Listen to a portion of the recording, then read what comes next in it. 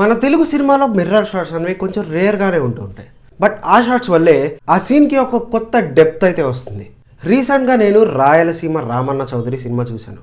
Because మంచు is trending.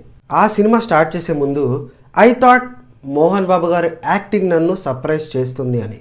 But surprisingly ఆ సినిమాలో 2 మిర్రర్ షాట్స్ ఉన్నాయి. ఈ 2 షాట్స్ చూసిన తర్వాత నాకైతే మేకర్స్ బ్రిలియన్స్కి క్లాప్స్ కొట్టాలనిపించింది.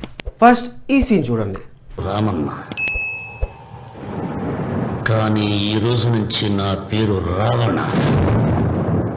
ఆయన మూలంగా దానాలు పొంది, భూదానాలు పొంది, అన్నదానాలు పొంది ఆయన కన్ను మూసిన రోజు కన్నీటి విట్కూరు చెప్పలేకపోయిన ప్రతి వాడి బ్రతుకు కన్నీటి పాలు చేస్తా. ఈ సీన్లో రామన్న వాళ్ళ నాన్నగారికి అయితే అవమానం జరుగుతుంది. ఆ అవమానాన్ని తట్టుకోలేని రామన్న తనలో ఉన్న రాక్షసుని బయటికి తీద్దామని చూస్తున్నాడు. కరెక్ట్గా మనం అబ్జర్వ్ చేస్తే వాళ్ళ నాన్న పెట్టిన పేరు రామన్న అన్నప్పుడు కెమెరా యాంగిల్ నార్మల్గానే ఉంటుంది.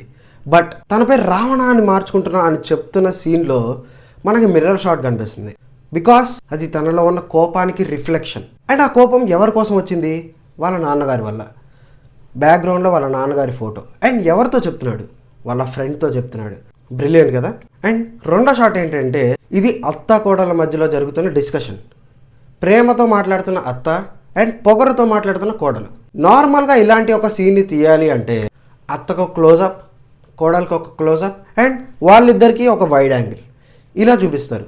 బట్ షోకేస్లో ఉన్న మిర్రర్ని వాడుకొని చాలా బ్రిలియంట్గా అయితే స్టేబుల్ కెమెరాతో మనకి మూమెంట్ని అయితే చూపించారు. ఈ 2 షాట్స్ చూసిన తర్వాత నాకైతే ఒకటే చెప్పాలనిపించింది, ఇలాంటి సినిమా తీసిన మీరేనా ఈ రొట్ట సినిమా తీసింది అని. Make sure to follow cinematics by PM for more this type of content. Thank you.